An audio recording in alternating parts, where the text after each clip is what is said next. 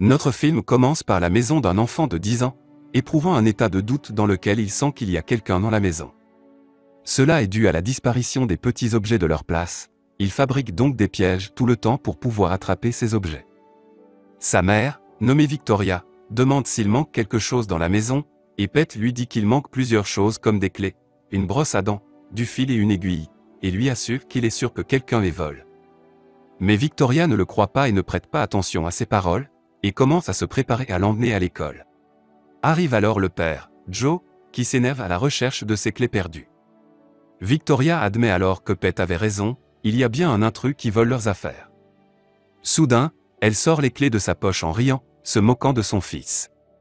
Après leur départ, un minuscule humain de la taille d'un pouce apparaît soudainement, prouvant que Pete avait raison. Ce petit être utilise un crochet pour voler ce dont il a besoin. On apprend qu'il s'appelle Pod, et qu'il a des enfants aussi petits que lui, une fille énergique nommée Arrietty et un garçon nommé Bagrin, beaucoup plus réservé. Arrietty est très excité contrairement à Bjorn qui semble ne rien vouloir faire.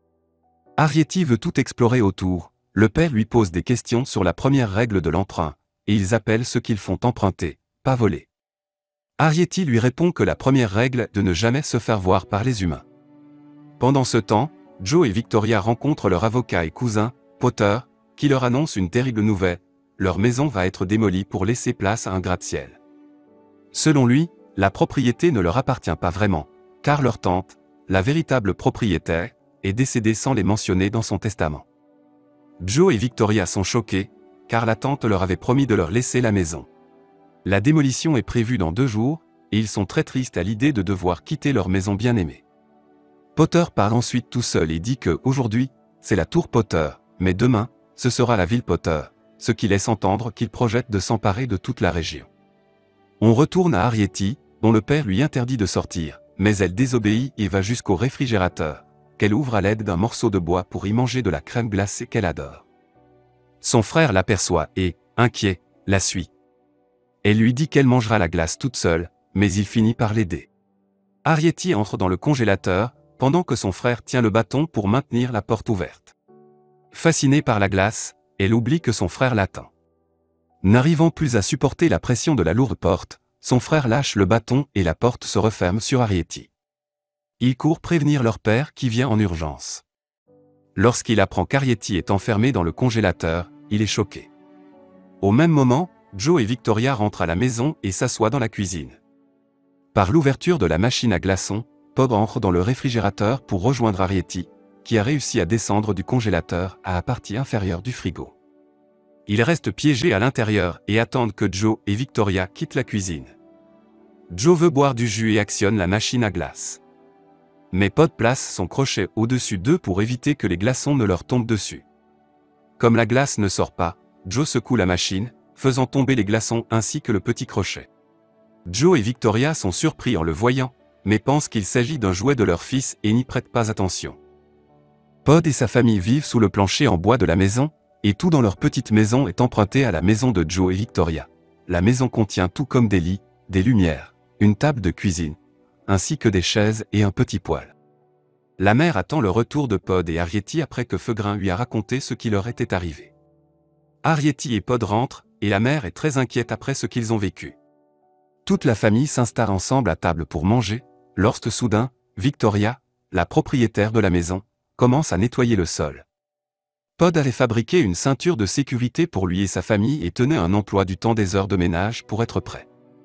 Mais cette fois, les horaires de passage de l'aspirateur ont changé, et Fegrin n'a pas le temps d'attacher sa ceinture. Il est aspiré par le tuyau de l'aspirateur jusqu'au plafond, avant de retomber au sol. Par la suite, Pod continue de raconter ses souvenirs avec ses amis d'enfance. Arrietty a du mal à croire qu'il existe d'autres êtres comme eux, et elle est frustrée d'être enfermée dans la maison sans jamais pouvoir sortir.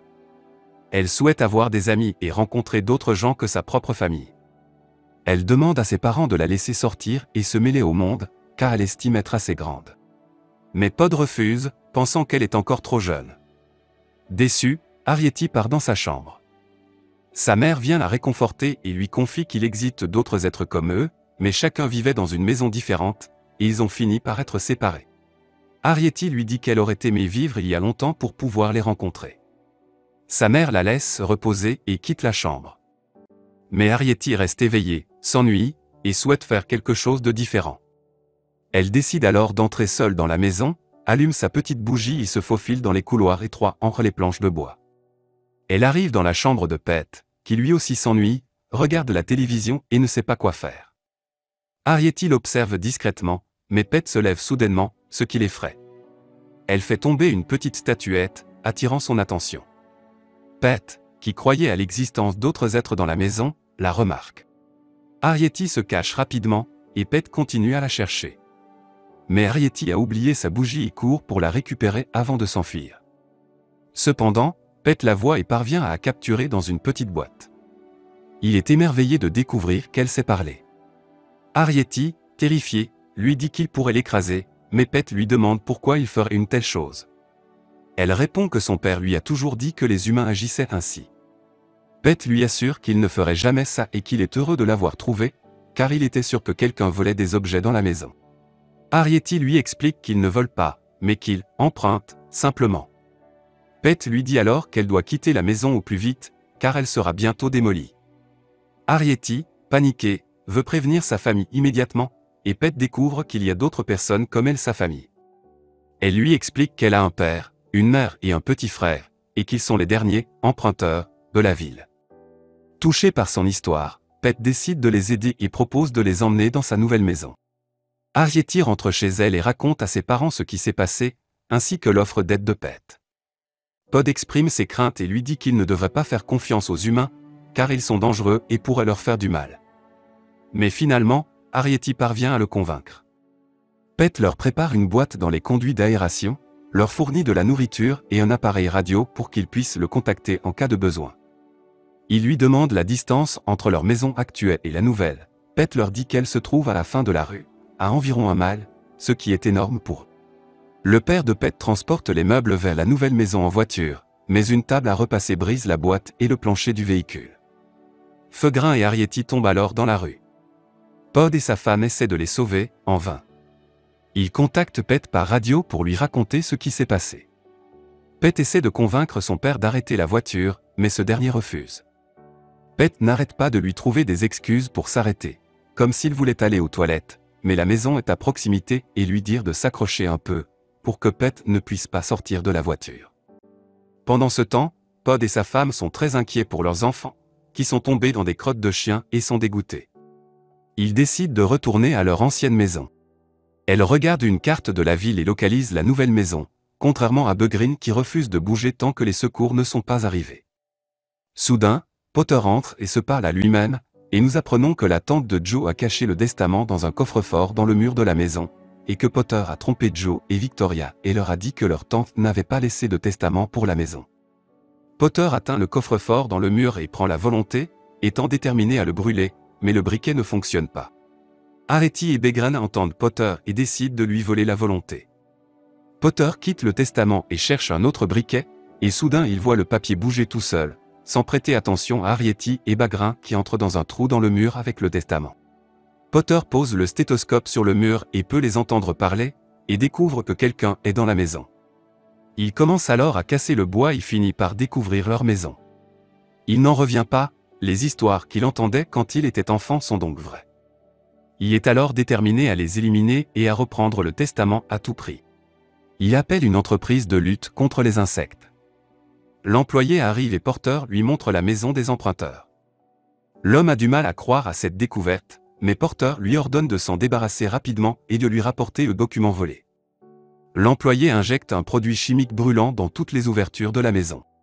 Arrietty et Bugreen tentent de fuir, mais voient la substance s'approcher d'eux. À la dernière seconde, ils sortent du mur et se réfugient dans une autre maison avant d'être brûlés. Le technicien, distrait, est appelé par Peter, mais il se retourne et lui jette accidentellement la substance au visage. Il essaie de l'enlever mais il se rase toute sa moustache, ce qui le rend très drôle. Potter s'est fâché en se regardant dans le miroir, voyant Arrietty et Bugreen rire. Il commence alors à les poursuivre, et Arrietty et Bugreen se précipitent à l'intérieur des couloirs des murs. Potter met le stéthoscope contre le mur pour écouter leurs mouvements, et fait en sorte que le technicien prenne un marteau pour frapper l'endroit où Arrietty et Bugreen sont susceptibles d'être. Il frappe à l'endroit exact où se trouve Podrin, qui est projeté dans les airs et finit suspendu à une ampoule au plafond. Porter et l'employé tentent de l'attraper, mais c'est trop haut. Ils allument alors l'ampoule pour le brûler. Bugreen est sur le point de tomber à cause de la chaleur, mais Arrietty arrive juste à temps, se tenant à l'ouverture du plafond, et fait descendre un mètre ruban fixé à côté de lui pour qu'il puisse grimper. Potter tente de le frapper avec le marteau, mais Arrietty le hisse au dernier moment, et les deux montent sur le toit. Potter est indigné, car tous ses rêves seront détruits s'il ne se débarrasse pas de la volonté qui lui a été volée. Le travailleur décide d'utiliser son chien pour aider Booty et le faire renifler la veste de Bugreen qui est tombée. Arrietty et Bugreen sont désemparés, ne sachant pas s'ils doivent attendre Pete ou sortir de la maison avant que Potter ne les attrape. Ils choisissent de partir, s'accrochent à des pinces à linge et glissent le long des fils électriques entre les maisons. Nous passons maintenant à la maison de Pod et de sa femme, qui retournent dans la rue où Arrietty et Bugreen sont tombés pour les chercher. Ils arrivent à la maison et voient qu'Arrietty a marqué une carte de la ville avec un crayon, et comprennent qu'elle se rendra à la nouvelle maison. Pod remarque également le briquet de Potter et réalise que ce dernier est entré dans la maison et a vu Arrietty et Bugreen.